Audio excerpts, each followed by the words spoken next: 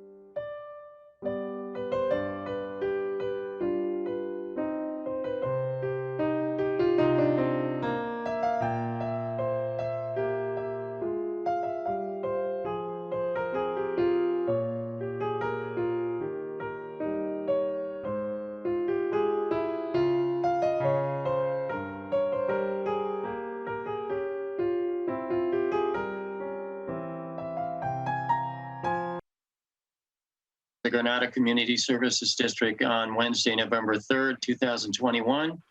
Welcome, everyone. My name is Patrick Tierney. We're going to start the meeting with a roll call. I will ask the members of the committee who are present to introduce themselves. Okay. So, Rick, what? Yep, I'm Rick Barker. Howdy. Do we need? Are there new people that don't know who we are? I guess I should look at who's in the meeting. So, yeah, I'm Rick. Hey guys. Hi, Susanna. Hey there. There we go. Great. Susanna's here as well. So I'll call the roll call. Susanna Cantrell. Here. Fran Pollard. Fran, are you here? We can see you. We can't hear you.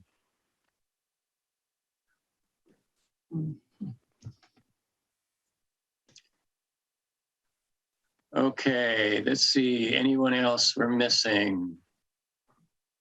Rick, Fran, Susanna, and myself. Michelle.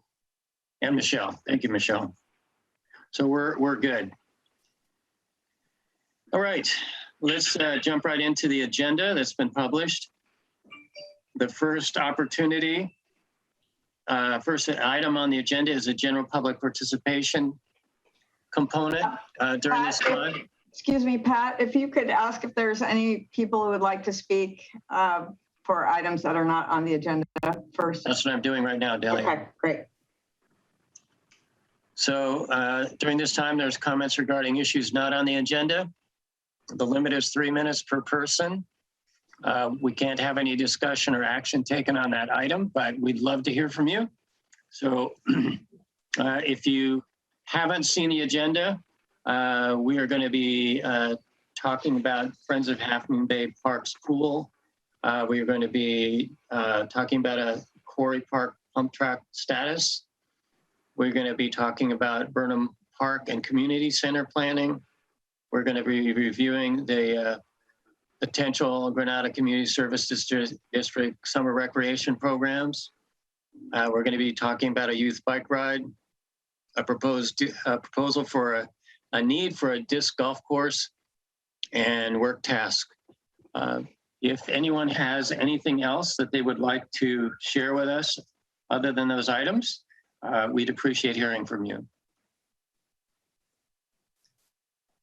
Pat, it's Nancy. Yes, hi, Nancy. I've just got one quick update from the GCSD board. The board passed a resolution at its meeting a couple weeks ago to continue with the remote meetings, the Zoom meetings. It'll likely be on a month-to-month basis, but as long as the state is under the state of emergency that's been called and hasn't been ended, we'll stick with the remote Zoom meetings. So stay tuned. But for now, we're still on Zoom. Thank you. Does anyone else have a comment not on the agenda about an item not on the agenda? Okay, hearing none, we're going to get started with the action agenda. The first item on the agenda is the approval of the April 25th PAC meeting minutes. Does anyone have anything that needs to be changed or you see that needs to be changed on the meeting minutes?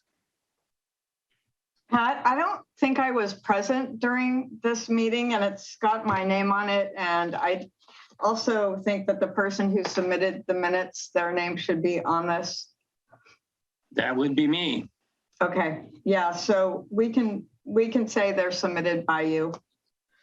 That's fine. And I would like to fix under item 2, just get rid of the action and the line because we have the approval would actually go right after the colon on there.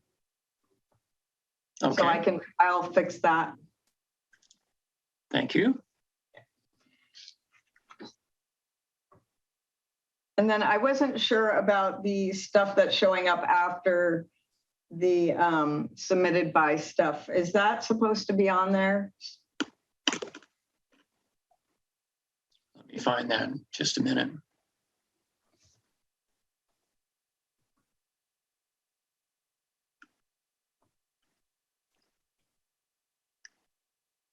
I have to open up the packet again. Give me a moment.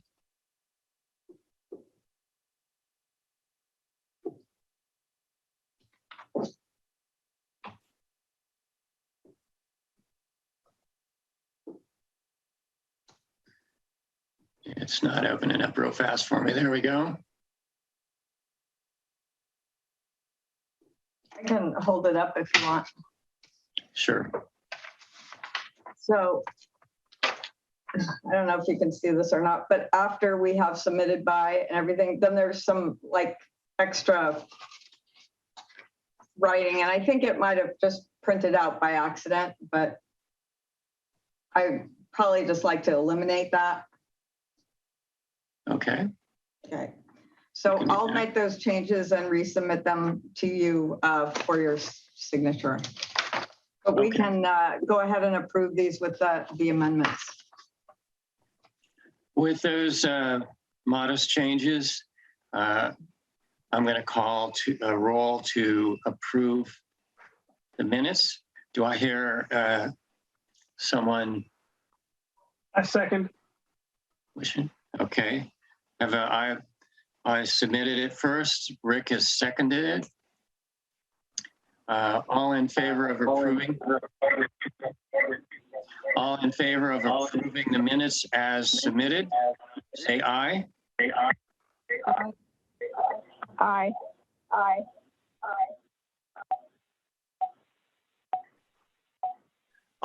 Those opposed, say nay. Okay, it passes unanimously.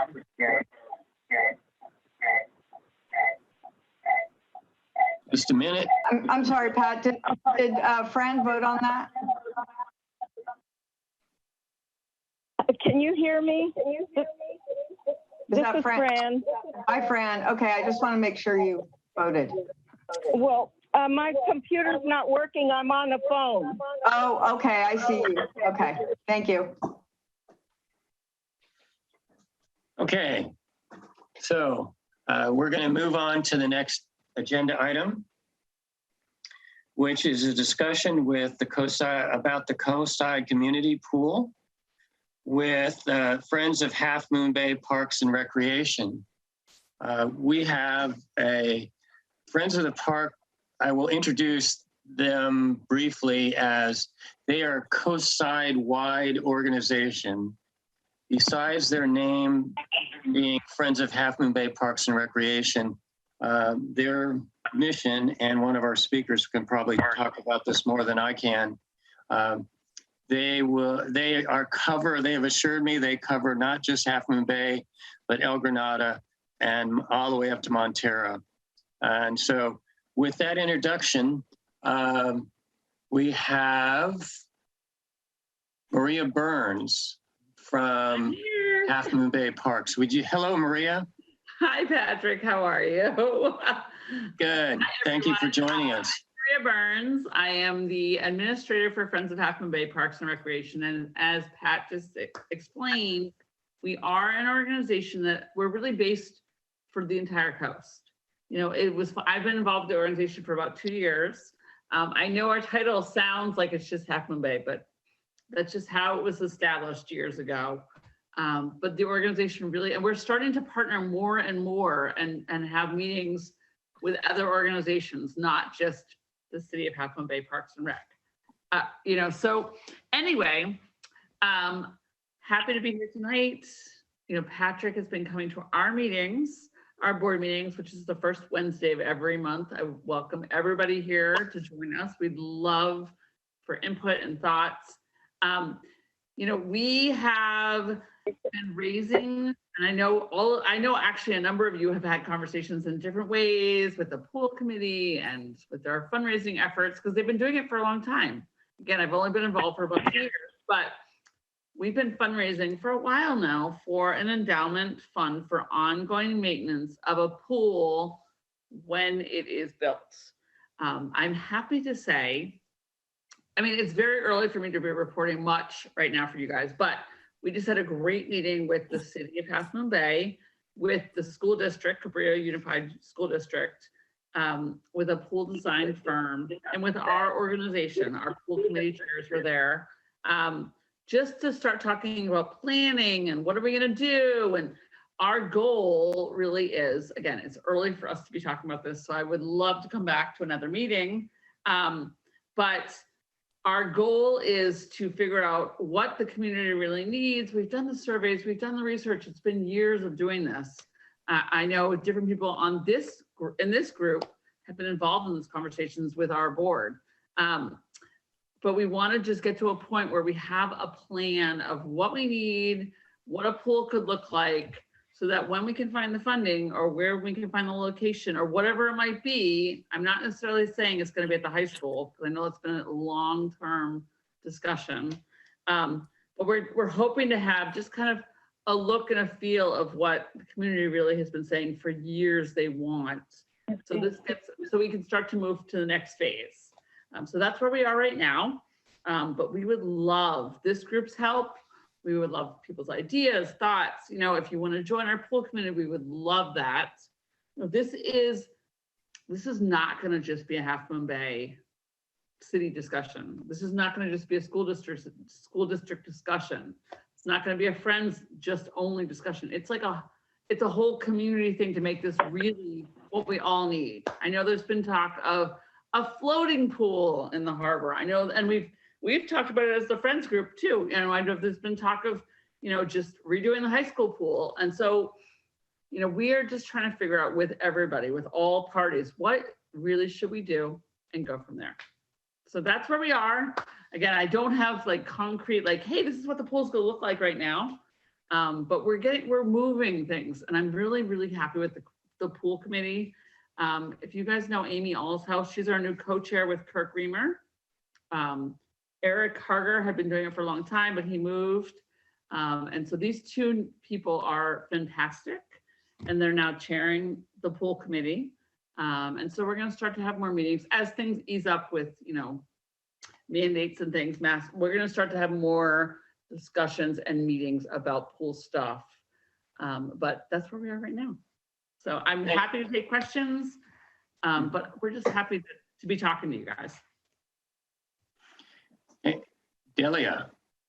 What kind of, I'm sorry, I'm having a hard time hearing you, but what, did you say you have funding for the pool? No, we've been fundraising. So what we've been doing is actually fundraising for a while now. Like we have these donation boxes out in the community for an endowment fund for the ongoing maintenance of the pool. So, I mean, you guys all know how much a pool costs to run. It's not cheap, I'm sure you all know at least. So this is going to be that we have an endowment fund set up for wherever they build the pool or our entire coastside community, that we will, that the endowment fund will support the ongoing chemicals and maintenance to maintain the pool. Yep. Go ahead, Nancy. Maria, is there any interest or engagement of county parks? Because if you're looking for the whole coast side, they're part of the Parks and Recreation community on the coast side, along with the city. Because you're talking about an endowment for the ongoing maintenance, but the actual building of the pool, so some organization needs to sponsor that. Yes, you are correct. And that is what we were talking about with the city and with the school district. And we do know we need to go to the county as well. And we were talking about that too. They just weren't in this first conversation with the pool design team, but it is on the list. So that is the plan that we will, it was actually funny. I said it to Kirk Reamer, one of the co-chairs, and he knows a lot of the ins and outs of how this all works. And I said it and he said, oh yeah, you're right. Yes, absolutely. It's on the list. It always has been. It's one of those things. It's just a process. You guys know how it works, but yes. One other place to maybe try to get them to in on the conversation is the Harbor District, simply because they have land in a number of places. That's a great idea. And we were talking about that. Actually, I think it was the city that said that to me. We were talking about it for a while, that it is something we have to start that conversation too. So we're just in those, again, early on discussions. They've been thinking about this a long time, but now I feel like, Kirk was very excited when he stepped in his role, did a great job of kind of starting to move things, some great conversations. And now we had these meetings, and now next phase, we're continuing on, but people are very excited, about having a pool on the coast, as you all know. And so we're gonna do everything we can to make it happen. And we'd love everyone's help and ideas. You're right, though. I'm making notes as you guys are saying these things to say, hey, they said this too. Any other comments or questions for Maria? Yes, this is Fran Pollard. I have a question. Yep. I heard you mention the floating pool in the harbor, but I didn't hear what you said about it. Is that what we're considering, or a pool online? I just mentioned it, that I know it's been an idea that has come up from people in this community. So I just mentioned it, that we actually had a conversation about it not that long ago, that because one of our co-chairs said, hey, I heard about this. I read an article. What do you guys think? And actually, so I also work very closely with the Park and Rec Commission of Half Moon Bay. And it came up in one of those meetings too, like, oh, I read an article, we should do this. And that person actually came to my development committee meeting and said, like, what about this? So it was just a conversation that keeps coming up. So, and I know that the people in this group have also brought it up too. So I just wanted to mention it, that we are talking about the idea. And actually, that's how the harbor master had come up, or the harbor district had come up with that idea was, well, we need to talk to them if we wanted to even think about something like that. So anyway, that's Okay. where that came. Thank you. Good. Thank you. Thank you. Again, we would love ideas. We would love to come back. I would love, Patrick comes to our meetings when he can. And I'll keep him updated on what's going on with us, but I would love, feedback, thoughts, ideas. I would like you guys to stay in this conversation. All right. What's the ballpark cost of a pool, a community pool? It depends on what we end up doing. And so if I come back, I can, the next time I come back, I can give you more of a better idea. I mean, it's millions of dollars. We all know this. It's going to be, I'm not thinking 40 million, but it just depends. It's going to be a range. It's in the millions though.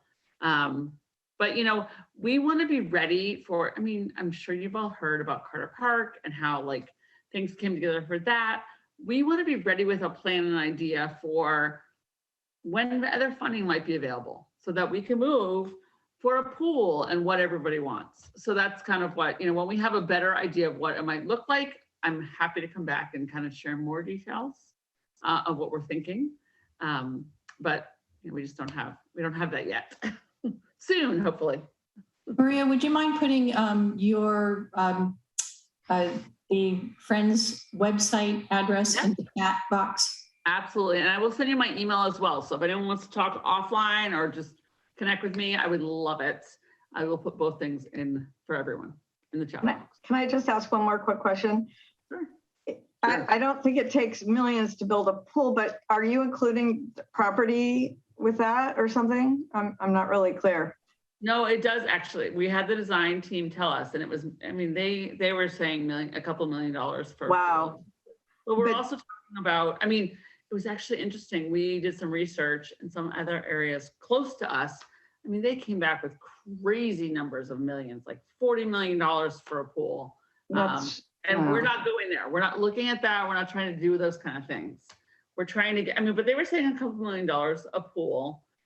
There's a lot of needs in the community. If you were looking for a pool for the aquatic center, what a lot of us are hoping for, that's one thing. But then there's also a competitive pool portion too. So really, we probably need 2 pools in the community, together, but 2 options.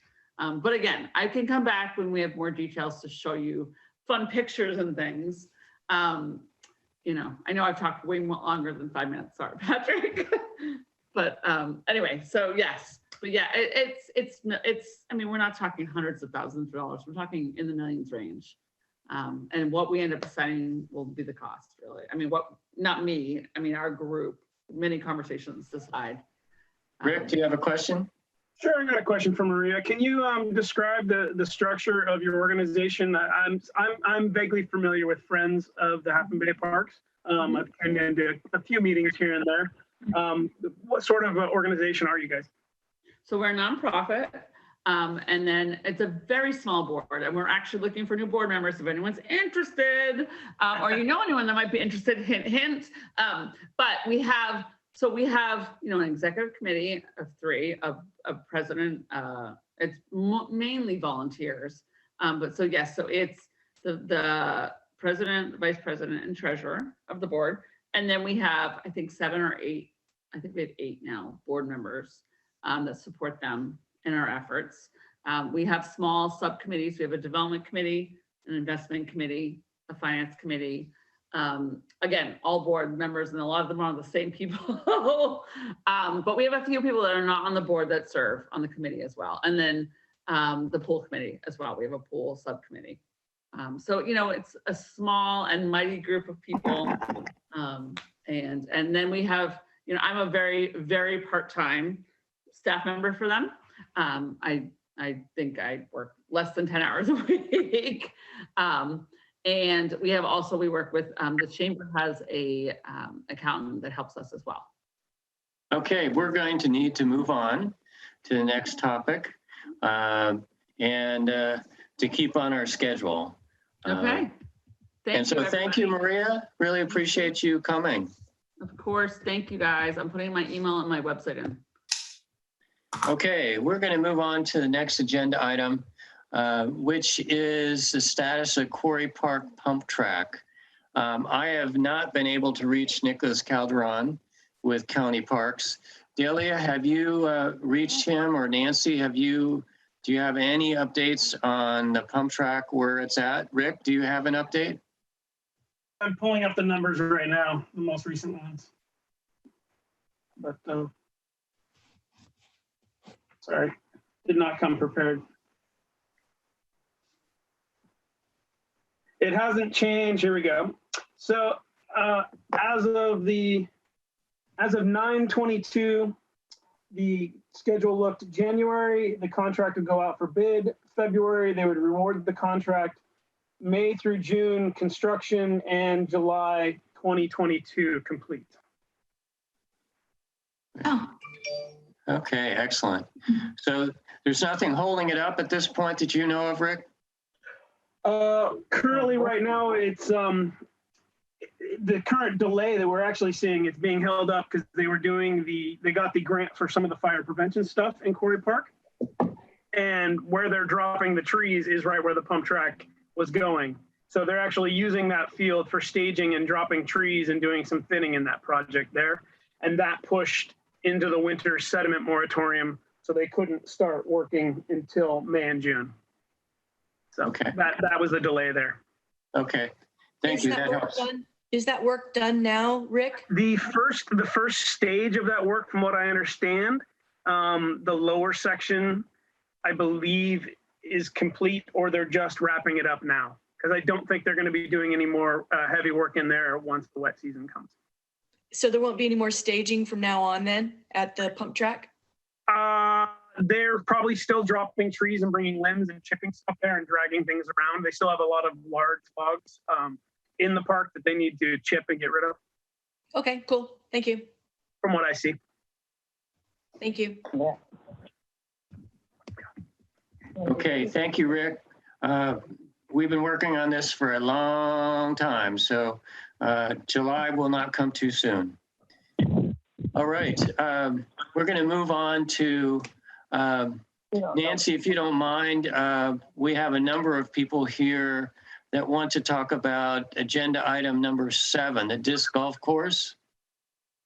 And instead of having them wait until nearly the end of the meeting, I'd like to propose that we move the disc golf course discussion up to the next agenda item. Does anybody have a problem with that on the committee? No. All good. Okay, so the next agenda item will be a discussion of a proposed disc golf course.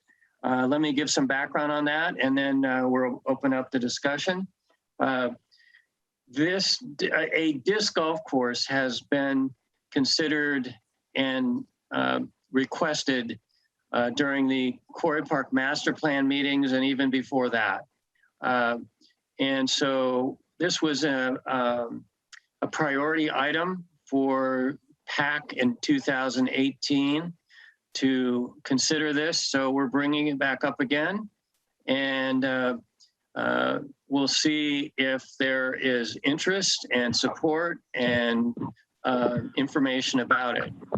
I will report just on my conversations with the county in the last 2 days regarding the disc golf course. I've talked with the county parks planner and with the supervising ranger at Quarry Park. And both of them indicated that they have many things going on in Quarry Park, from the fire hazard tree removal to the pump track to getting the master plan for Quarry Park finished. They said that when the master plan comes out, which is expected to be in the next 3 months, that they will have more information on a potential disc golf course site. But at this point, they're not actively pursuing a disc golf course. But we're here tonight to talk about is there community support for that? And what would be involved with a disc golf course? And what would you need, and how, if anything, could the district support a disc golf course? So I will open it up to PAC members first, and then I'll open it up to the public. Anyone? Does anyone on the PAC committee want to address this subject? I think this is great. I'll have to go back. I have all the meeting from the Quarry Park Master Plan minutes. I believe it was one in the top 5 requests in the master plan. Somewhere in there, I know the pump track was the top one, and then there were, I think, the disc golf was definitely in the top 5 of the requests of people wanting, and it probably is one of the least fiscally, or it's probably one of the cheapest ones to do. So I'm in support of definitely making disc golf an activity that either the GCSD helps funds or the county takes care of. But I think it's a great idea. Yeah, Susanna here. I agree. I second that. And I like the idea of it too, because it's a sport that's a little less impact, lower impact. And so it does broaden it up to a broader group of the community that can participate in something like that. And it's fun. I think it would be very inexpensive, and probably volunteers could put something like that in.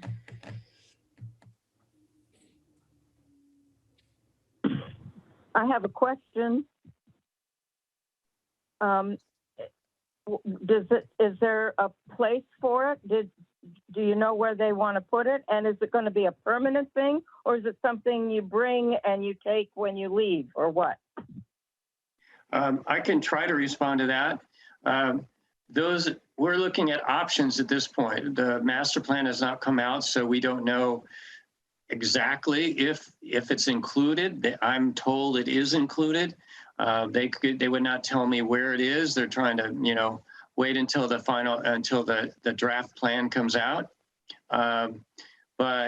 So we don't know where it is, but that's part of what we're doing here tonight, is to explore from a community perspective, where would people like to see a disc course, as well as what's involved with it. Whether we could have, it's been discussed that it could be a temporary course until, with portable stands, until such time as, the park would approve a permanent course, if that's where it is located. But I'm going to just leave it at that and say those are all options that are up in the air. Well, why don't we hear from the proponents to see what they're considering or thinking about? Any other feedback from the committee, and then I'll open it up. Fran, if you go back and look at the Quarry Park Master Plan proposal, those are all on the San Mateo County website. There was quite a few pages in there regarding potential locations and design for the disc golf course. So those are, I don't have them readily available at the link, but I know they're in there. As I recall, they were not in the main lower area. They were up the hill. Yeah, not all the way up, but they were, yeah. Yeah.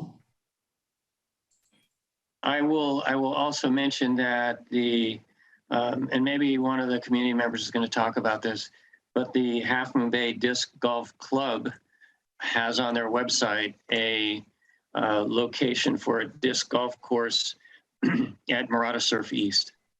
Let's open it up to public comments on the subject of disc golf course.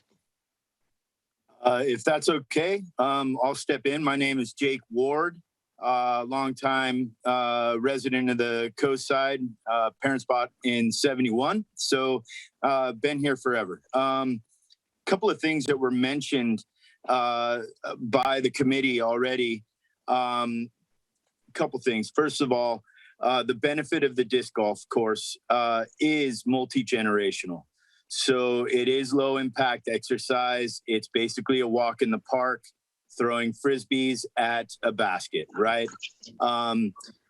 And when I say multi-generational, I don't just mean going towards, the upper end of our age timeline. I am currently a high school teacher here in Half Moon Bay. I have been for many years.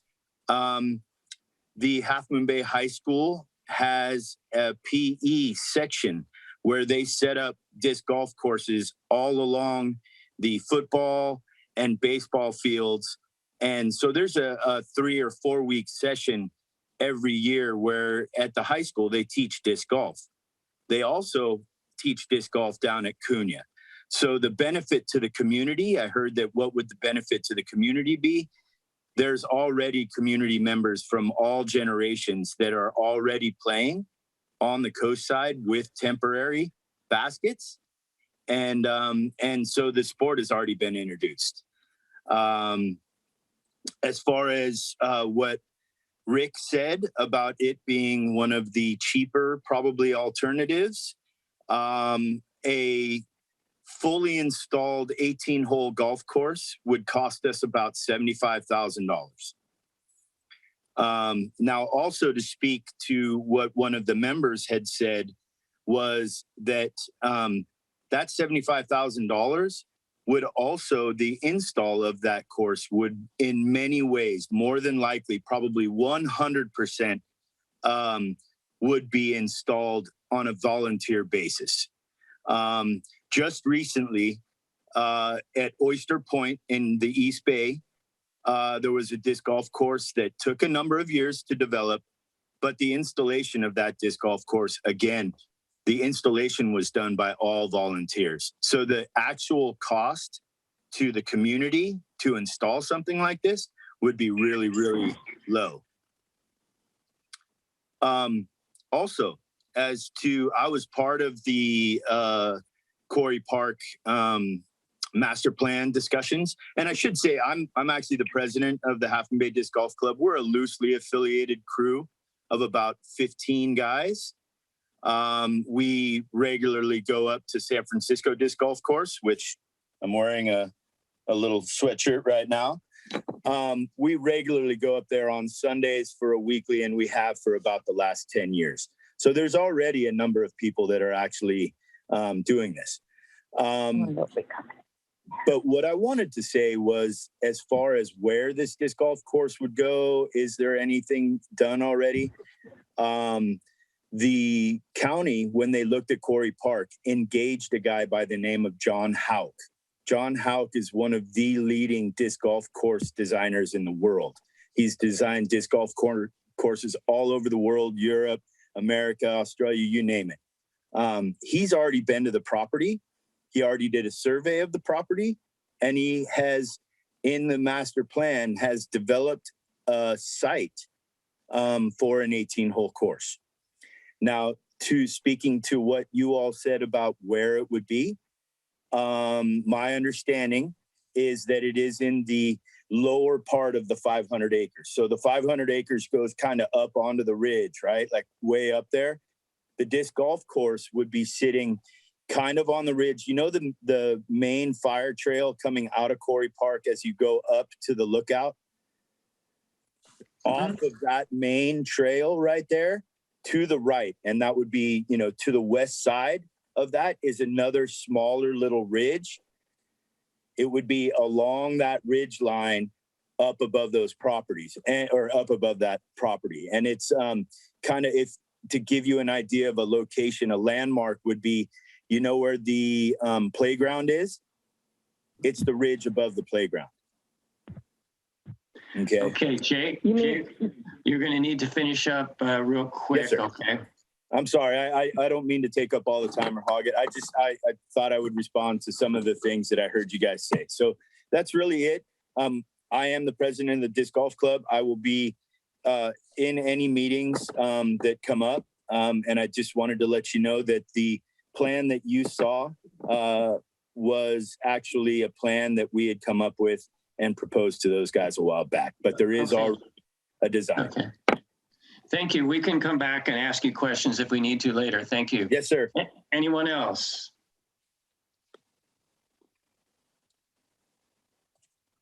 My name is Chris Butterworth. I am also a homeowner in Pacifica and a member of the Half Moon Bay Disc Golf Club. And I've also been involved with the meeting, the Quarry Park meeting, about the proposed disc golf course there. I'm really excited about this opportunity. We are all very thankful for this opportunity, and I can't say enough about the benefits of this sport. I've been playing the sport since 1985. I'm 56 years old, and I plan on playing the sport for the rest of my life. So it is a multi-generational sport. My son, who's 20, he enjoys playing it, and I think it would be a real benefit for the coast side. There's a real need for a disc golf course on the coast side. Oh, yeah. So you have my full support. Thank you. Thank you, Chris. Patrick, can I? I'd like to. This is Fran again. Can I ask a question? Go ahead, Fran. I'd like a clarification. You said on the ridge above the playground, so that's in the trees up there on the ridge, or also somebody mentioned Murata Surf East. And I'd be all in favor of Murata Surf East. We need to have something over there. Yes. Because it's getting just too many things in the vicinity of the playground. Yes, ma'am. So a couple things. The proposal that was done by John Houck, the designer, it does follow that ridge line just off of the trail to the west, and it is through the trees. But the trees would stay. The only clearing of anything that would be there would be a path to walk from point A to point B, from the tee box to the basket. Now, does that mean that would be the only place that you would be walking? No, because nobody throws a perfectly straight disc. But the impact is not, we would not be trail building. It would be just using the current land as it sits. Now, as far as the Murata East goes, that was a design that was created by our former president, Chris Mickelson. And we took the map and just kind of came up with our own thing. And it incorporates a little bit of Quarry Park and a little bit of Murata East. When was that done, Jake? And was that proposal officially presented to anybody? Yes, my understanding is that it was presented officially to the Granada Sanitary District. I believe, I'm not 100% sure. I'd have to reach out to Chris, but it was presented, I believe, formally. When we designed that course, we also created a group called the Friends of Murata East, which was basically a way for us to kind of try and show our interest in that property. Okay, thank you. Any other public comments?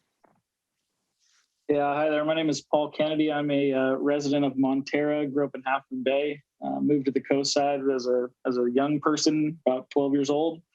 I've been playing disc golf with a few of the gentlemen you've already heard speak for the last 6 years. I just wanted to touch on the multi-generational part. This sport, I was a lifelong athlete, played a lot of different sports. This is one of the most challenging sports I think I've ever played. And that's kind of the lure of it. It brings people together. The guys that we play disc golf with, we have a group thread that runs every single day. We're like brothers. We all started as friends. And with the multi-generational part of it, my two daughters are actually very involved in disc golf. We have a couple practice baskets set up in our front yard out here in Montera. I think this is a long time coming. It has my full support as a resident of the coast side, and anything that I can do to help this effort. Jake will let me know. I'm also a member of Half Moon Bay Disc Golf Club. So that's my 2 cents. Thanks for listening. Paul, I have a question for you. Yes, where do you play now? I'm told there's no official permanent disc golf course in San Mateo County. There actually is there's no permanent disc golf. The Emerald Hills, I can't speak to whether or not Emerald Hills is considered a permanent course. What we would call our home course is San Francisco Disc Golf course in San Francisco up at Marks Meadow in Golden Gate Park. we have in the past, like Chris and Jake had spoke to, we have set up, temporary courses that are kind of a pack it in, pack it out on both the Murata East and West. But our home course, to answer your question shortly, is San Francisco. I'm surprised there's nothing in Pacifica. Chris, excuse me. Chris Butterworth, actually living in Pacifica, has presented to Sharp Park and Pacifica Park and Rec. We've tried every avenue that we can.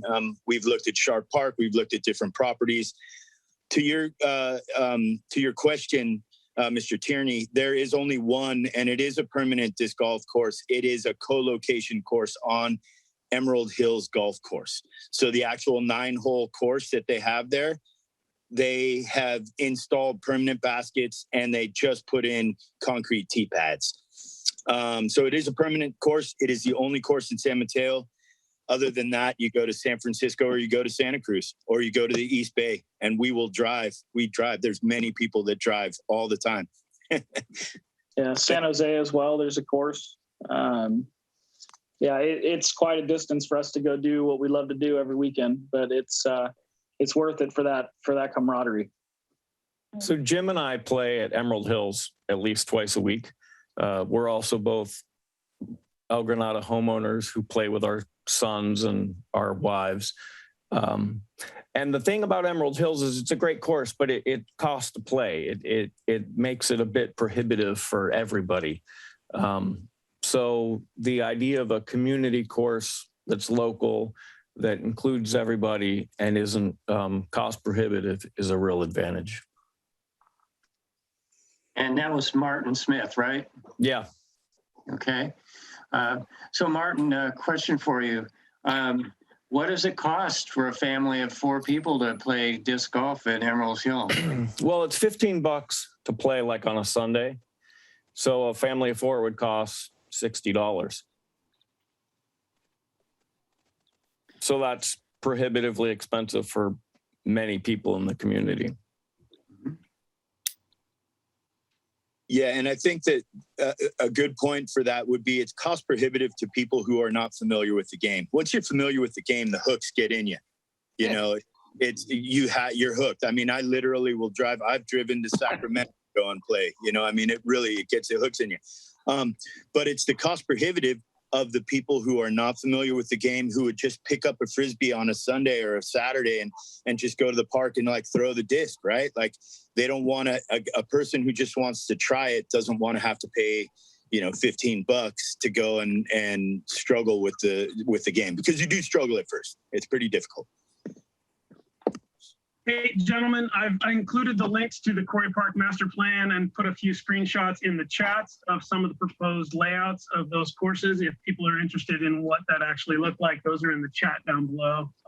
I also love this idea of, people trouncing through the bushes, getting rid of the poison oak and not being me. Hey, guys, can I just add just a couple things here? I too, like Martin said, I'm a homeowner here in El Granada. I've been here for 20 years. Also a high school teacher and over the hill, and there is a PE unit too there. So there's a lot of disc golf.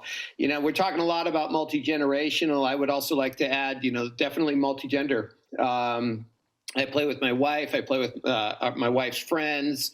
We're heading all the way down to San Luis Obispo to play with a whole bunch of people this weekend, because there is, as far as I know, there is no public free course in San Mateo County. And I think we might be one of the only counties around that doesn't have a public free course. And they get played a lot. Just to go up to San Francisco, and I did have a conversation with one of the rangers in Quarry Park, and he seemed to indicate that he thought it was very dangerous. And I think anybody who plays knows that it's not that dangerous. You just don't throw when there's somebody where your disc might go. I would like to put my vote in for Murata East, because it's I've played there a lot. I've done the pack in, pack out. And you get to play through the trees, which is one kind of game, but you also get to play out in the open, which is another kind of game. So it's really nice. I think if you were able to build a disc golf course there, it would be one of the more popular ones. Some of the other things that happen from a recreational standpoint that can draw people in would be tournaments, and like was mentioned, weekly leagues that are just kind of on your honor kind of leagues where people come, and those are really popular. Like Martin said, we play at Emerald Hills a couple times a week at least. And then, as I threw out to Patrick as earlier this week when we were talking, I'm happy to teach anybody to get you going because it is a wonderful sport, and I am a teacher. So I'm happy to put my services out there for free and get this thing off the ground because it would be wonderful. And lastly, it really sounds like, even though I'm not a member, I need to become a member of the Half Moon Bay Disc Golf Club. Yes, sir. Thanks, you all. Can I speak to one thing he said about the gender? Disc golf is one of the few professional sports. It is a professional sport. It is one of the few professional sports that it is equal pay. Many of the tournaments now, almost all of them, are they've become equal pay. The professional disc golf tour, the ladies on the professional disc golf tour are making nearly or almost as much money as the guys. One last thing for me too, speaking of that, is the growth of the sport over the last year and a half has been phenomenal. Just it's almost hard to find discs anymore that you can buy because they just can't keep up with the demand of what people are buying. So it's a very, very popular sport. I think it would be a wonderful addition, obviously. Nancy, do you have a question? I did have a question for Jake about how much land you would need for a course, and then I have an idea. So the general rule of thumb is 19 acres for a full 18-hole course. However, a place like Emerald Valley, or Emerald Hills, I should say, you can have multiple tees and multiple pin positions. So you don't necessarily need 19 acres. Now, if you had a dedicated 20-acre, 30-acre spot, you can do 19 acres, and it's beautiful. It's an out and back design, just like a regular golf course would be. But you can also very much double up on tee boxes and moving pins. So the place that Jim and Martin play all the time, they will play 18 holes. They'll shoot to the same 9 baskets, but from 2 different tee pads. So it's 18 holes. I did have a conversation when we were taking in comments on Burnham Park. I had Jim Kelly, I had an email conversation back and forth with you because you had asked about the potential for disc golf at Burnham Park, which is a fairly narrow 5-acre strip of land between 2 roads. So it wasn't an ideal place for avoiding flying objects. But I would certainly support and advocate if you need advocates to come to something for Marada East. Like most things that take space, we ended up looking at Quarry Park.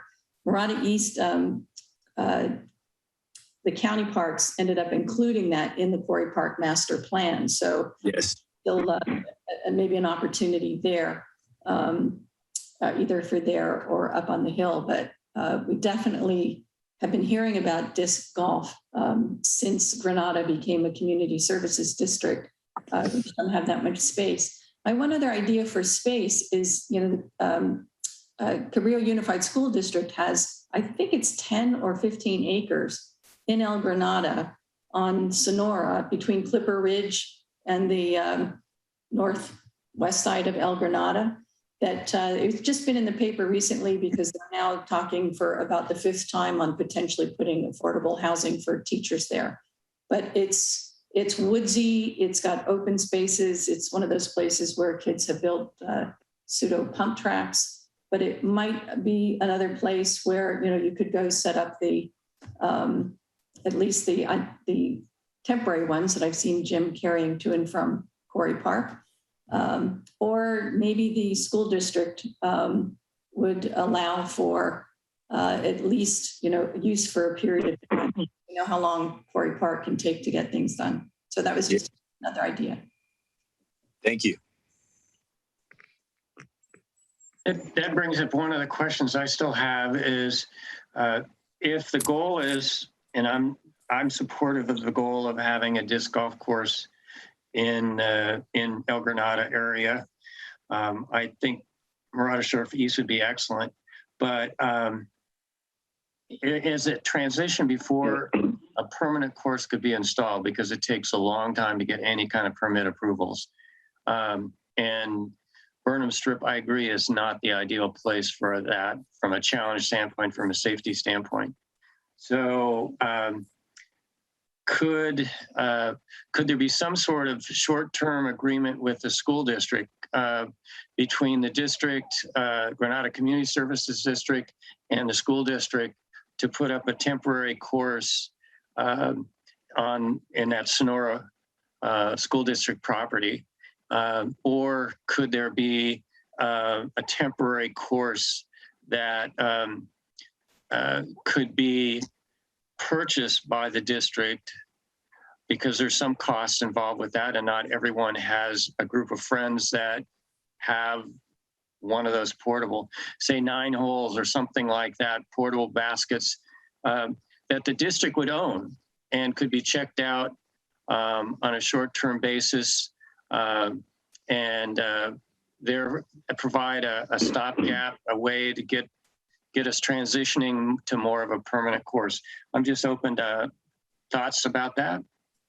Can I say, when we looked all over for a pump track and ended up just advocating for Quarry Park because there wasn't another appropriate space we could find, the district, for those of you who have not been to one of these before, I'm Nancy Marsh and I'm on the GCSD board and former PAC member.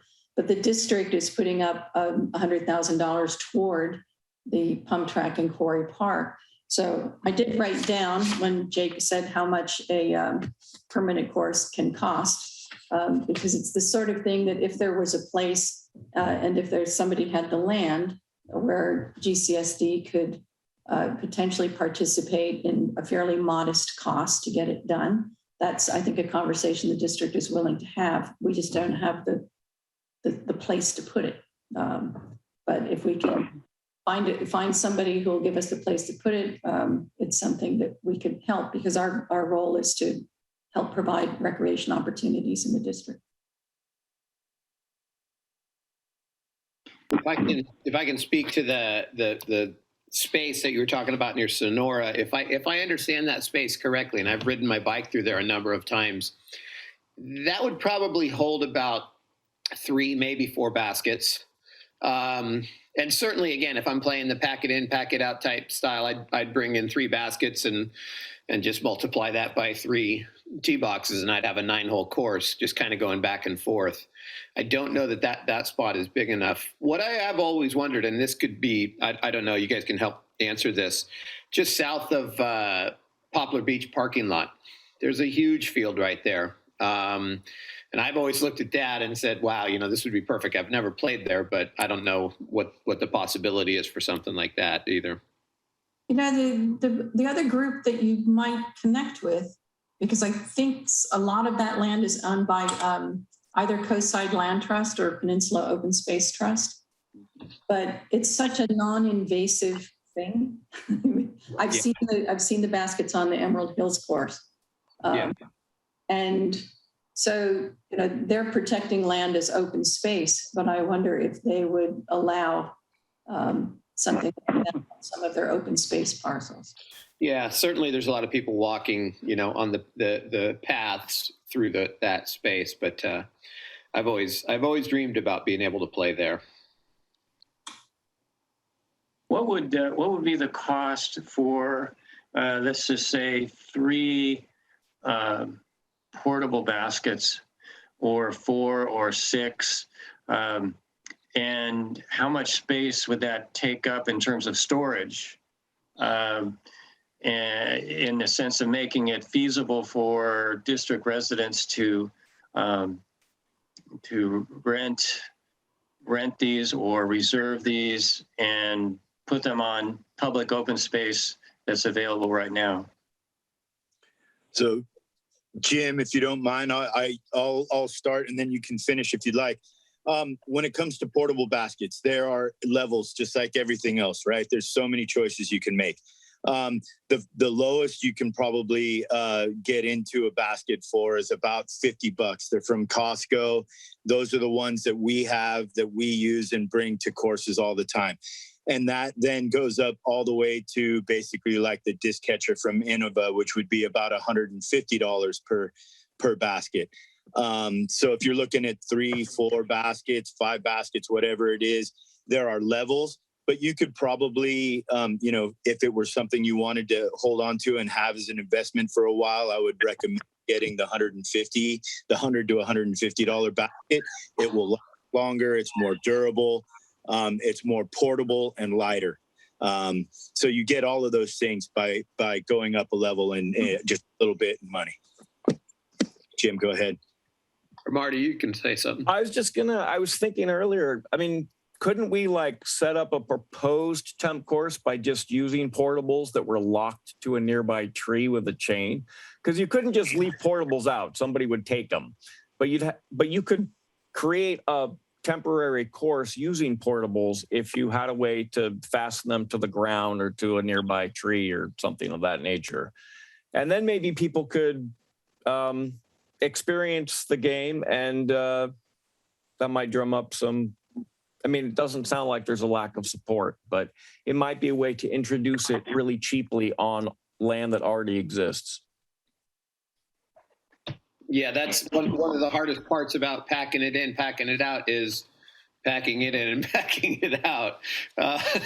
I've tried every method possible. So if they were there and all you had to do is go unlock them and set them up, it would make it a lot easier. And yes, you're looking at about between 100 and 150 for a decent basket that would withstand public use. So somewhere in that range for sure. If there were, sorry, go ahead, Rick. I would just like to say GCSD doesn't really own any land besides the Burnham Park area.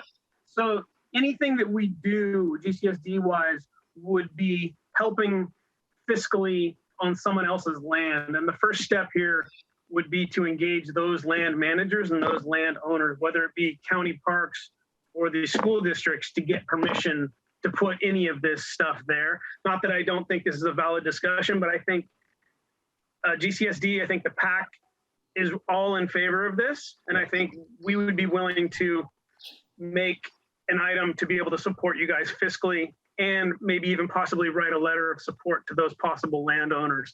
I'm convinced, and I think we should make a motion to help support this. I mean, I don't think you need to convince us anymore. I'm all for it. Sorry to be blunt, but yeah. Is that a motion on the table? We don't have quite a motion yet, but I'd like to have one come from this discussion. Yeah, exactly. Can I say something about Murata Surf East?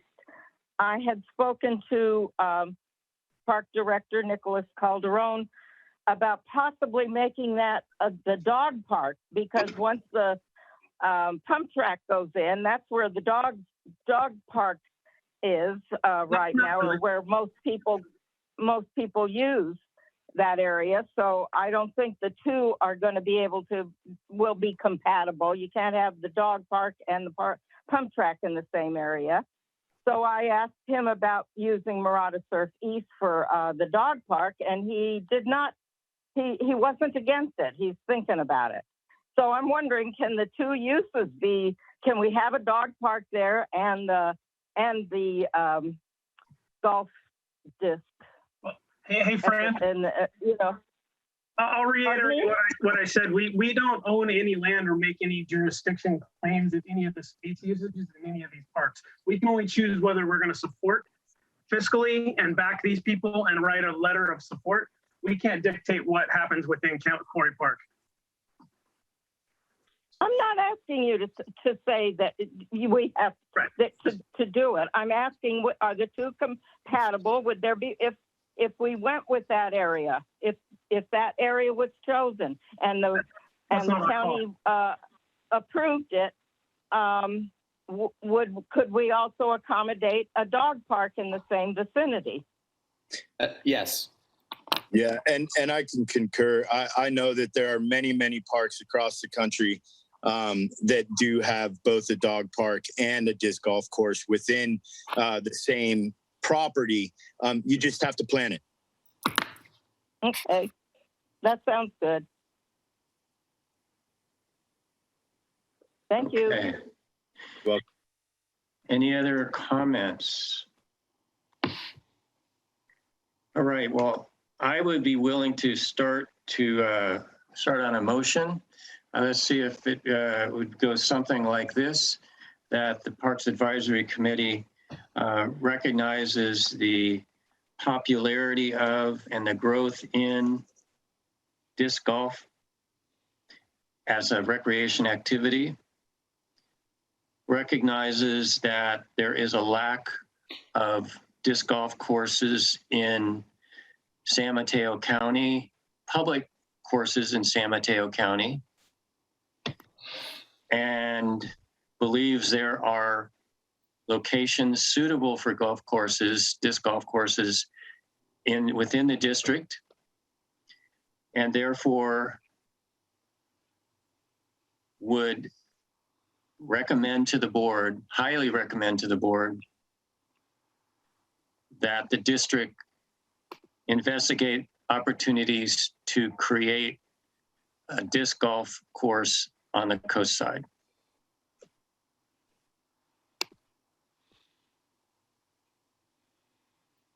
So is that a letter of recommendation to somebody? That's a motion.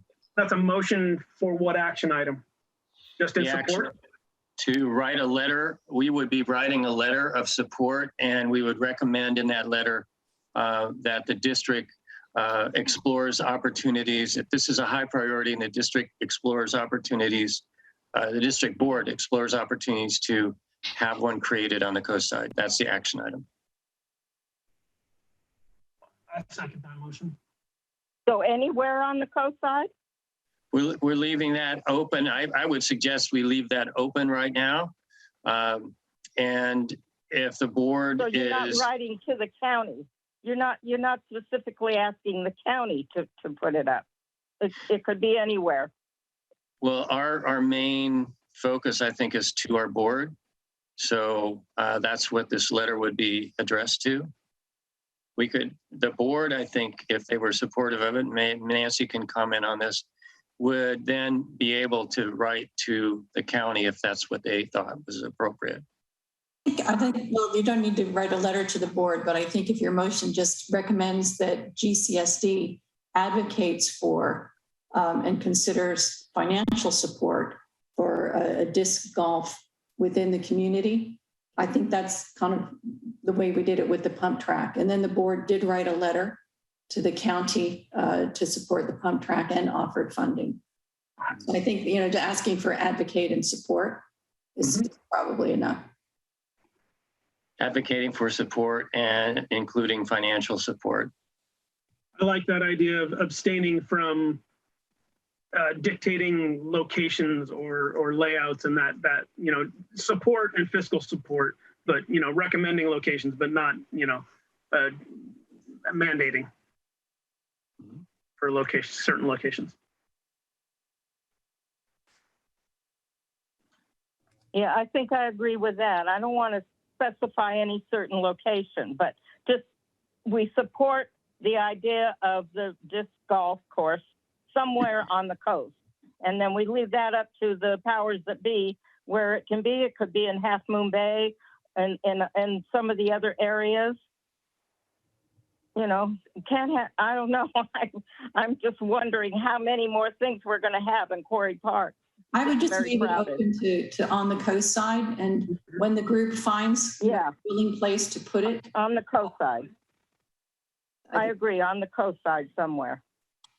I would say, since we're addressing the board, that we should be saying there are locations within the district that we would advocate for. that are suitable for. The location on the coast side, that could be Pescadero. So we're not, I don't think we're talking about that. We're talking about there are locations in the district that would be suitable. And we therefore think it's appropriate that they advocate and financially support a disc golf course.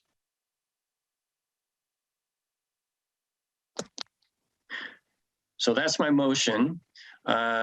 Rick, you are as associate chair. Since it's my motion, you need to direct the voting on this, or we need a second and so forth. All right, well, I can go ahead and second myself. Do we have a motion? Or we have a motion and I second it. Voting? Who do we have? All in favor? Susanna? Aye. Yep. Very in favor. Michelle? Aye. Fran? I think I'm going to abstain because I'm not sure I want it here in the district. It'll wind up in Quarry Park again. Roger that. Did I miss anybody? I meant aye, of course. Yes. All right, so that is, what is that? Four for it and one abstain? Right. Okay, thank you, gentlemen. Just to let you know what the district would need to go the next step and do these things, we would need a very, very strong show of public support. The pump track had over 120 people at one meeting. Yeah. I'm not suggesting that's what's required, but that is what helped them. And it would need to be a really multi-generational, ethnically diverse, really diverse group of people that were supporting it. So multi-generational, multi-gender, multi-everything gives you the best opportunity to be heard and be recognized. So thank you, gentlemen. We're going to move on to another agenda item. We'll go back to where we were, which is item 4, which is update on the status and next steps on Burnham Park and community center planning. I'm going to have our own Nancy talk about where we are at with that. Okay, I guess the PAC didn't meet in the summer, so you missed a lot of the discussions about the community center, but the district has acquired what is currently the Picasso preschool property, which was 30,000 square foot property with a 2,800 square foot building adjacent to Burnham Park. Board generally thought it was favorable to the fire station for a couple of reasons. One is the fire station is 12,000 square feet and the Picasso property is 30,000 square feet. So much more room to be flexible with designing a building, potentially expanding a building, and designing a more fit for purpose community center. There are also certain advantages to having it adjacent to the park rather than across Obispo Road with as fast as people go up and down Obispo Road. So you can imagine things that happen in the community center that start outside and move inside or vice versa. So the property's been acquired. It's been leased back to the operator of Picasso Preschool for the next 2 years. Just knowing how long it took us to go through the planning and community outreach on Burnham Park, we gave ourselves 2 years to go through architectural designs and community outreach and planning and permitting for making the building fit for a community center. It's fairly limited. It has, it was originally a small office with a warehouse attached. So all of the plumbing is at one end, which currently is an open bathroom with 5 miniature toilets and basically a closet with a toilet and sink for a staff bathroom. So it needs work to be a community center, but we have a stake in the ground. At their August meeting, the board also appointed the general manager to explore the potential to acquire a property that is on the far side of the Picasso property, adjacent to the Picasso property on the far side, which is currently an open item. So we have at least a sense of direction on a community center, and we'll be planning for the next couple of years. And I hope we can do that fast enough where we'd be looking at maybe 2024 for a community center. For the park, the district just approved the contract for the civic engineer to get into the very detailed park planning. Their tasks include a hydrology analysis, conceptual stormwater management with the various ditches that cross the property, conceptual site grading, the design for Obispo Road, because we had proposed parking and various improvements to Obispo Road, managing the meetings with the county, water source research, including determining whether there is, as some believe, potentially a well on the property, or looking at the potential for using recycled water for irrigation for the plants on the property, and working on the coastal development permit. And then the future contract potentially would include doing the detailed construction documents, design drawings, and the final 100% design for the project and approvals. So that's underway. So, stuff's still going on. With the park design, it's just all the nitty gritty that we need to go through for permitting. I think I didn't need 15 minutes, but does anybody have any questions? I just want to mention that it's my understanding they're looking for a project manager. Yes, yes. Thank you for bringing that up. Things, Matthew Clark once said at one meeting that sometimes things take a long time because you let them. At this point, we're in the very detailed work of the park and looking at adding on, starting to work with an architect and doing design for the community center without having had any staff to do that. So Chuck, the general manager, is looking for a project manager who would cover both projects and take over the role that basically has, to this point, been done by PAC members and board members to keep those projects moving, but hopefully keep both of them moving at a faster pace on behalf of the district. Is there a job description that's been defined yet for this? No, Chuck was at first looking, because of the work Dudek does, they have some project management people. And so first he was exploring that. It doesn't seem to fit what they do. But the next area of exploration post our last discussion was to see if the civic engineer has somebody who could take on that role for us. Okay, thank you. Okay. Any other questions? Nancy, question for you, a couple of questions. When are you looking at, in an optimum case, for groundbreaking if something like this were to happen? I'm going to give you the Nancy's optimistic, hopeful case. Because we either break ground next summer or we have to wait, through the no grading between October and April period. So who knows at this point how long it will take working with the county to get through the permitting process and the coastal development permit. So I think breaking ground next summer is probably very optimistic, but I remain hopeful. It's one of the reasons that some of us have been lobbying for a project manager who could really pick it up and push it and keep it moving faster. I'm encouraged now that we have the civic engineer and they have a work plan. Is there anything that the PAC can do, or you would anticipate the PAC could do to assist with either one of these? Well, I think we don't have a timeline yet, but some of the things that happen with the parks sometime, I think, in this year where the PAC can help is we don't have detail on some of the things like what playground equipment ultimately we would put in or what the plant palette is going to be. So I think we will have a couple opportunities where we may come to the PAC and look for some collaboration on doing a little more community outreach on some specific areas, which could be just sort of one-day events like we have had a couple times where we show a lot of stuff and say, what do you like? For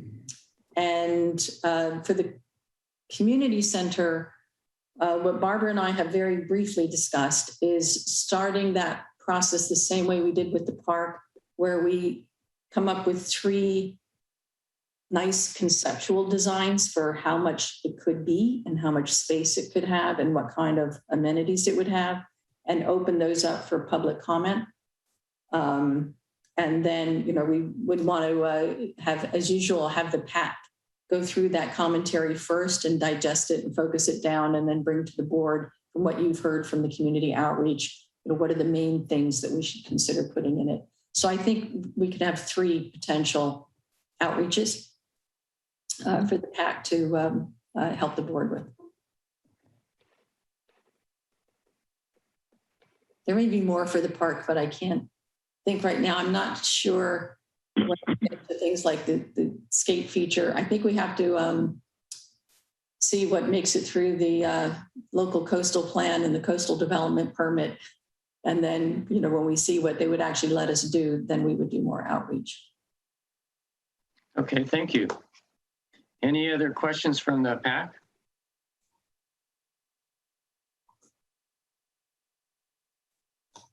Okay, giving you time to unmute.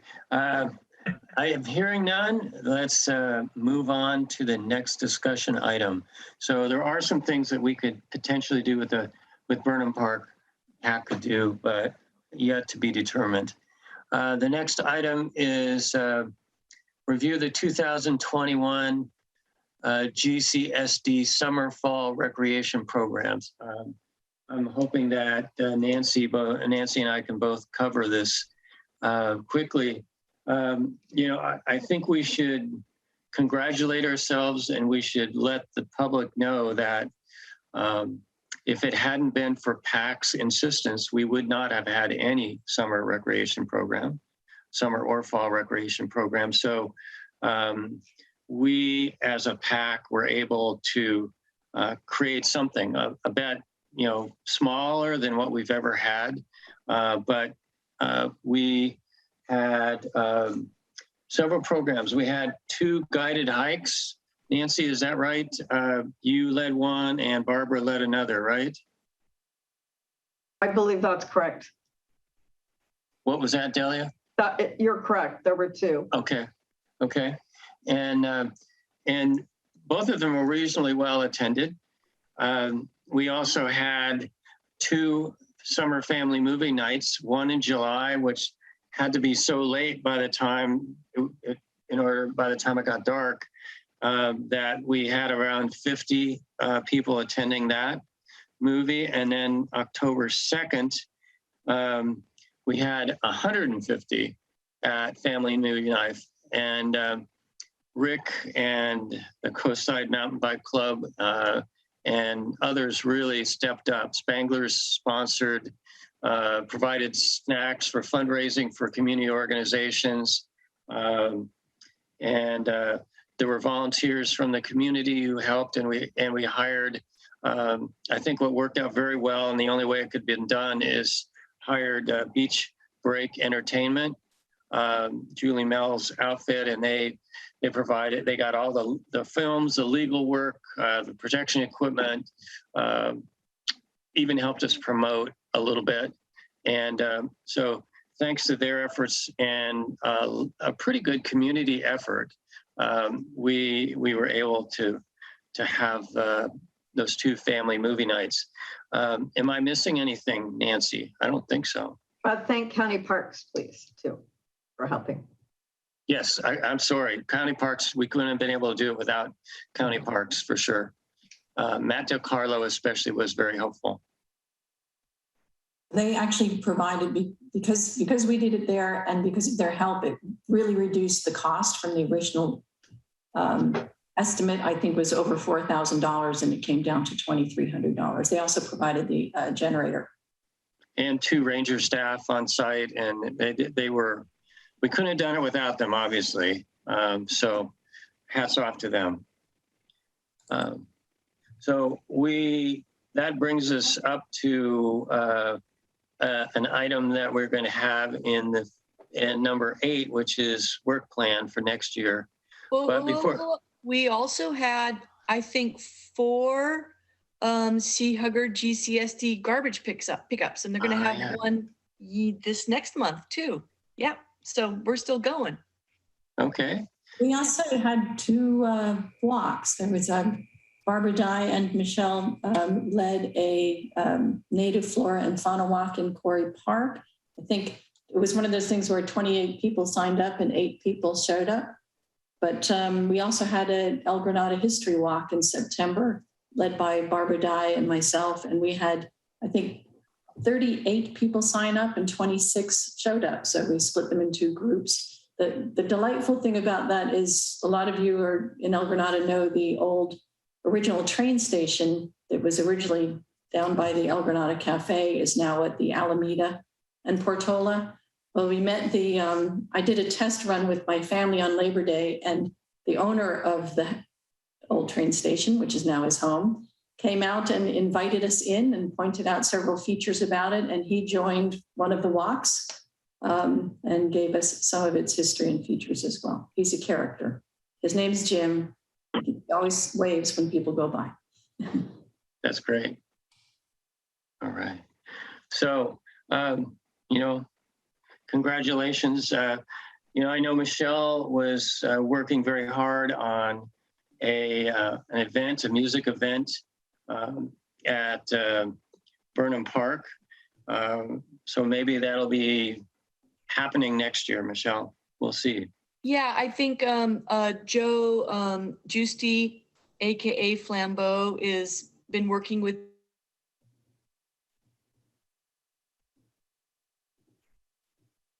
Hello? What happened? Michelle, we lost you. I think everybody's here. We just lost Michelle. No, I had airplane. I'm back. Can you hear me now? Yes.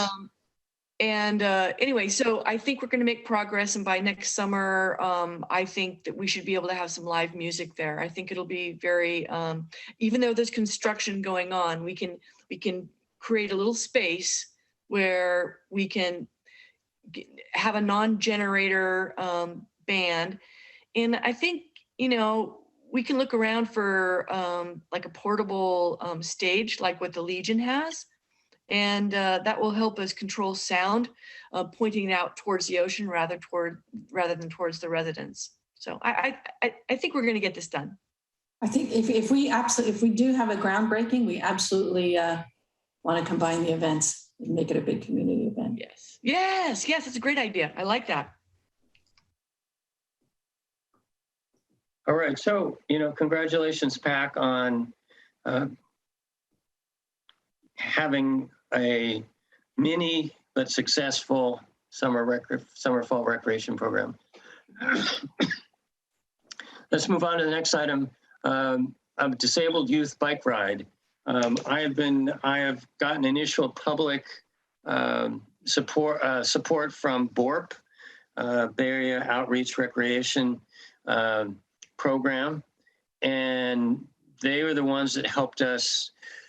I want to say 2019, maybe 2018, with a similar disabled youth bike ride in collaboration with El Granada Elementary School. It was done on Murata Surf West on the pavement there starting near the outhouse, the restroom. And so I've been proposing that. It was approved by the board for this year. Looks like because of weather uncertainties, we're not going to be able to do it this year. But that would be something that I'd like to have included in next year. So to be continued on that one. Anyone have a suggestion or anything related to disabled programs, disabled youth ride?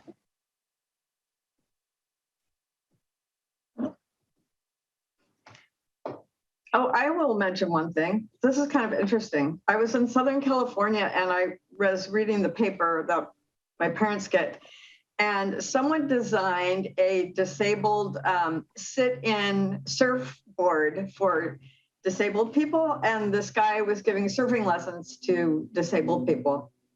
I thought it was kind of cool. Very cool. Maybe it's something they could look into for here. You know, people who can't stand up, they sit in the board and then they have someone behind them that drives it. So I thought it was kind of neat. That is very cool. And I think there's at least a couple of surf schools that might be interested. If we were to buy them the equipment, Mhm. I bet they would get themselves trained, and I can hook people up for this to happen. Yeah, this was a guy who had improved an earlier development by some guy in Huntington Beach. I forget. I'll see if I can pull up the article and provide it that'd to you, be great. Michelle. Yeah, Okay. we'll follow offline. Thank you. Good suggestions.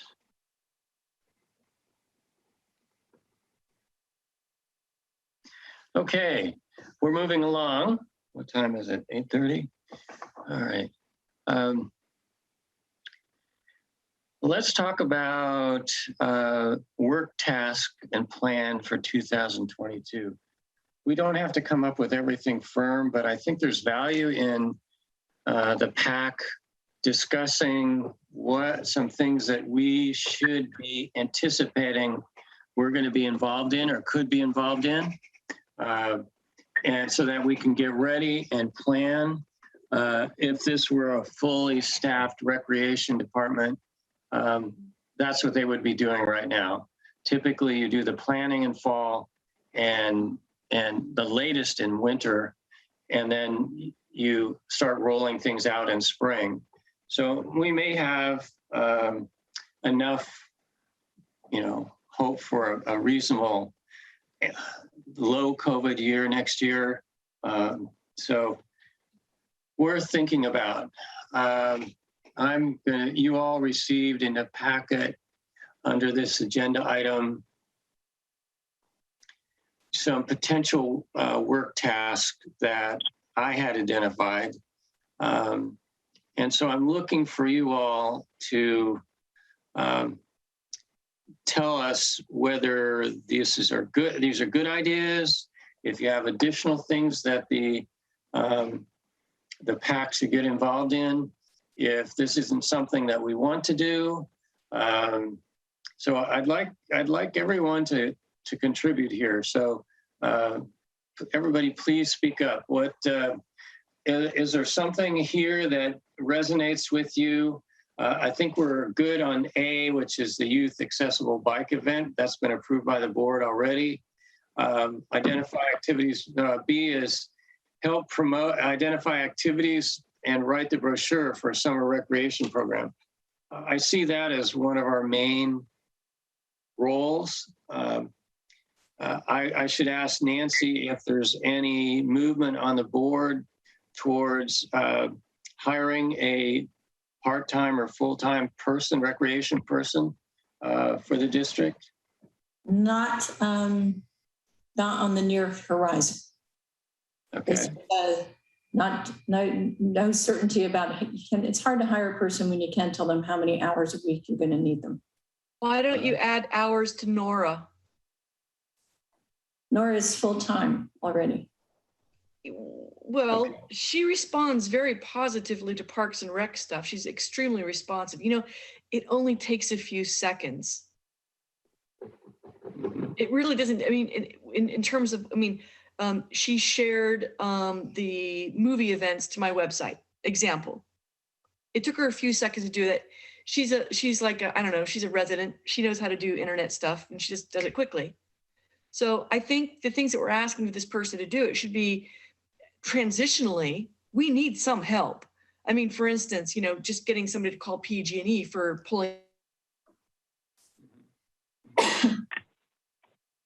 It's just, I don't disagree with Michelle that it is basically a bucket of little things that don't take a great deal of time. But I have to defer to staff. And we can hire her. We can find somebody else to do the other, the job that she's doing right now. I mean, If I could just say something here. I direct Nora's time. She's still very green. Anything that it takes a little amount of time, I can do. So as far as the PG&E thing, I'm going to do. I have that information. So I just didn't see the need for it right away, since I don't foresee us actually having, because we have to pay for it once we put that in there. So we don't want to be paying for it until we get a little bit closer to the time, but I will work that out. I think if the district is serious about this, they need to hire someone, and it won't be Nora, it won't be me, it'll be someone else like we had before, like Claudia. And the board will just have to make that decision to. And don't forget, there's Blake Merks, who's completely trained and ready to do the job. I mean, he's locally. I'm sorry, who? Blake Merks. He works with. I don't know who that is. He works with a Beach Break Entertainment. He and Julie, he was basically the person who ran the movies, and he's also Montera Arts Festival. He's been doing that for like 4 or 5 years. Well, maybe you can mention that at a board meeting during general public participation. I never heard the guy's name before, so I don't know anything. I mentioned it in email, but I'll mention it at the next board meeting. Now, Michelle talked to me about him specifically with regard to the music event. Yeah, I mean, the kid does anything. He organizes stuff, and again, he's got his own, music and art festival. He's doing Parks and Recs in Montera unofficially. Well, Michelle, I'm supportive of having additional support so that the PAC doesn't have to be the surrogate recreation department. Yes, in particular, I would like somebody else to do the brochure than having, you or Nancy write the whole thing. And I think Blake can do that. I mean, it may need editing. He may need bringing along because he's only in his 20s, but he's homegrown here, and he's already got the inclination for Parks and Recs. He's a natural. So I'd like to see us at least interview him. So I will do general comment to the board. Nancy, we'll talk offline about how to introduce it, but I think as a small business person and a contractor, you don't have to hire people. You can hire them as a consultant, and they can be time and materials. I think having somebody who is there and available as needed, who isn't looking for 20 hours a week or a set schedule, is something that's probably more reasonable than hiring an employee. Yes, and when I spoke to Blake on site, and described the music scene, and also I hate to be a deadbeat here, but this isn't part of the agenda item, so we kind of have to move take that offline. Yeah, we will. Okay, so we're going to go back to items and the work task. I was mentioning that someone needs to, and I think it's been done primarily the past 2 years, 3 years by the PAC. Even when we had Claudia, much of what was proposed came from the PAC. Some of the contracts, but a lot of these things like the contracts, finalizing the contracts, getting them all in, getting their paperwork in, that we shouldn't be doing that. But we certainly, I think, have a big role to play in developing the program. And including movie nights. And so we're just not looking at specifics yet. We're just looking at this something that we think we should do. Number C was the webpage. And so we can contribute information to that. It doesn't take a lot of time, but we've now updated the Parks and Recreation webpage on the district site. The newsletter can oftentimes come from the brochure, a lot of material from the brochure, and from past newsletters. Somebody needs to do that. And it's been Barbara or Nancy or myself for the last 3 years or so. And we need to split the pleasure with other people more in the future if we're going to do this. Otherwise, it doesn't get done. And then we heard from Nancy that we don't have much in the near future in Burnham Park. Letter E is community center. Nancy mentioned possibly a community survey. Again, this is towards the end of 2022, it sounds like, rather than the beginning. Potential locations for a disc golf course. Seems like this is something that we're all pretty excited about. And so I think that would be, we all voted a motion for that. The Acoustic Music Festival, Michelle just gave us a rundown on that. And I think that's something that we can get behind. Any discussion on G, that is an acoustic music festival in Burnham Park? Michelle gave us a quick oversight. Anybody else, Susanna or Rick or Fran, do you have any comments on that?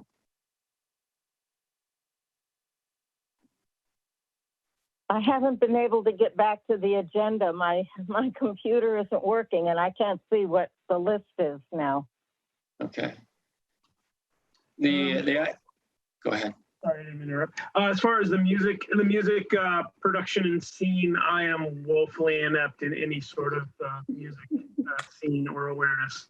So I like the idea. I'm generally in support of it, but it's not really something I know anything about. Yeah, I was going to say the same, especially if it's a local band. That's great. I'm very supportive. It'd be great to have. But no comments on anything else for me. Okay.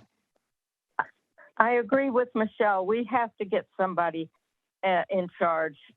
Somebody to manage this. We cannot do this alone. We're all volunteers. We don't do any of these things ourselves. So it's difficult to just come in and do things like that.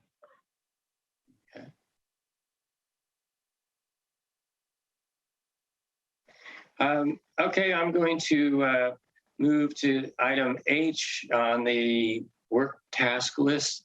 This is something that we haven't done and has not been proposed previously, as I understand. Maybe I'm wrong, maybe others have talked about this, but Burnham Park doesn't need to be fully implemented and created yet.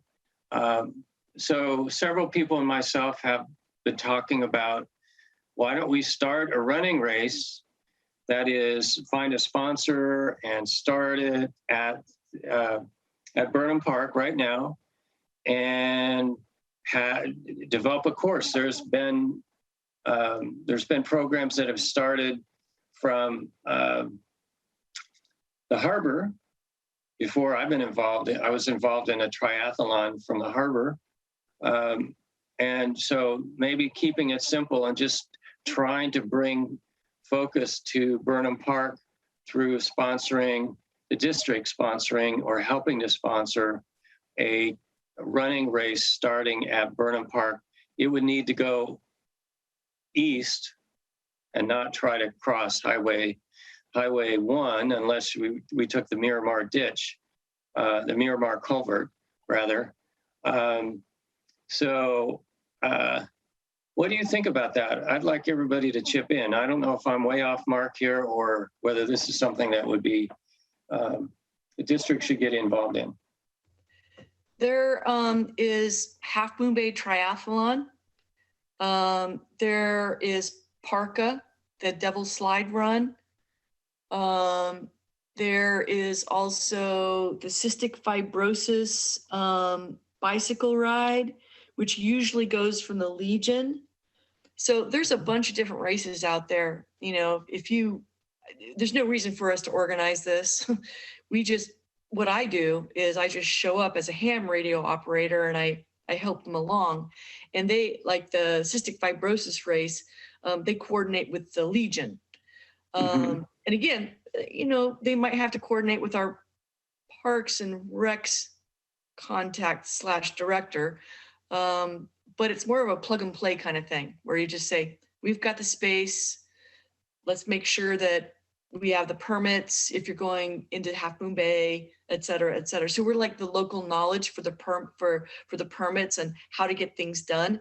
I help the cystic fibrosis people with their permits because they were going into Half Moon Bay for the first year, and Half Moon Bay got really pissed off because they didn't get a permit, and they were on the coastal trail. They were all over Highway 1. So I think there's things that we can do in terms of smoothing things out for existing races, whether they're walking, running, or bicycling. It's a great idea though, Pat. Tell me a little bit more about cystic fibrosis. It's a run? It's actually.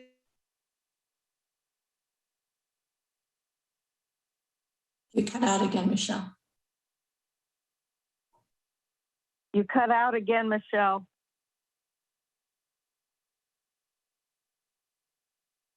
Lost you. As a ham radio operator, that's how I got involved with these guys. We manage the race, making sure that no bikers are left behind, but they stage at the Legion. And I've also worked with another bike race, and they staged in the harbor. Mm-hmm. So we have a nice big space that's great for staging, to your point, Pat. And we may get a couple of years out of nice races out of it. And if we manage the park well, with parking and stuff like that, maybe we can continue to do that in some of the open spaces that we'll have. Mm-hmm. Mm-hmm. When we have the park with its trail, which will run all along Obispo Road, yeah, that I can really see. Right now, Obispo Road is not a safe road to walk or run down. Yep. And I think that's the challenge with setting something where that's your start and or finish. Mm-hmm. Mm-hmm. Well, even the coastal trail is that way. It has highway, even with the Miramar Bridge open, or Medio Bridge open, it still has highway crossings, and there would have to be a lot of support there, crossing guards, so on and so forth. But that's done. I mean, San Francisco has the bridge-to-bridge run, which goes through all kinds of intersections. So it's possible. When the parallel trail is done, make a good loop. These race organizations, PARCA has a myriad of volunteers that are already. Mm-hmm.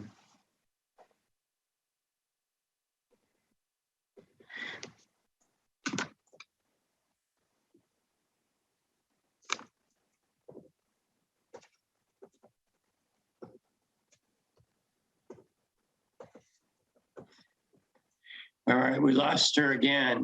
I just sent her a text, a message telling her that we lost her. So okay, but I really think that it would, if this is something that you're interested in pursuing, that it should be a future agenda item to discuss the details. Mm-hmm. Mm-hmm. Anyway, so yeah. Good idea. Yeah. Good idea. But in general, it seems like there's at least some guarded support for the idea of a run or bike ride starting at Quarry Park.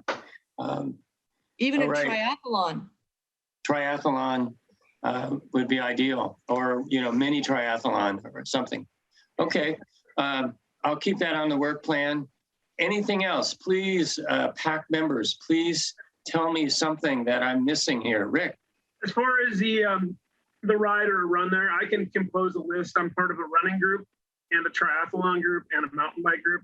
There are lots of races, so I can put together a list of events that happen coastside adjacent, and we can bring that up on our future item, whether or not we want to be a supporter, a promoter, or any level of support in any of these events, because they're all open to support, and we can choose which ones we want to be a part of at this point. My other organization, Coastside Mountain Bikers, is supporting a few other mountain bike races and events as well. So I can put you in touch with that calendar that we have going on. So great, thank you. Let's do that. Yeah. Susanna, anything that you've run across that we're missing? I don't think so. Not that I can think of right now. Yeah. Okay. Fran, how about you? No, not like I said. I can't even see the list, so I'm not sure what I can contribute at this point. Just something that it's missing that you would like to see. Something missing? I don't know. Okay. By the way, I did do something this year. I went with Barbara. The first tour she gave. I did the history part of the tour, and Barbara did the flora and fauna. Great. Thank you for doing that. So I could probably do another walk sometime, but with the history. Okay. All right. I think we have a work plan, at least from what you're telling me. I didn't see anything on this work plan list, and I'll read it for Fran so that she can help review it with us. A is a youth accessible bicycle event. B is help with or write the brochure and summer activities. C is maintain or help with the website and the district newsletter, recreation newsletter. D, support for Burnham Park. C, support for the community center. F, potential locations and costs for a small disc golf course. We've already approved that. G is consider acoustic music festival at Burnham Park. H, identify potential district co-sponsoring a running race or some kind of race, bike race. H, explore collaboration with Friends of Half Moon Bay Parks and Recreation on building a community pool. I didn't see that last item as a controversial one since we had Maria here and there was interest from you all at that point. So I'd like to suggest that we don't need a motion to prove this, but I'd like to suggest that we move this forward and I share this with the board at the next board meeting. Pat, just as what we did in the past was PAC did approve the list and then it went to the board for approval. Okay, well, let's do that. I need a motion to approve this work task list. Okay, motion to approve this work task list. All right, Rick has. I second. Michelle, second. Any discussion? All right, seeing none, let's call the vote. All in favor? Aye. Rick, thumbs up. Aye. Opposed? Unanimous. All right, let's look at, final thing is to look at proposed meeting dates. So we run out of this year. We're talking about Fran, and everyone, we're looking at the first meeting being January 30th. That is what day of the week? Let me look.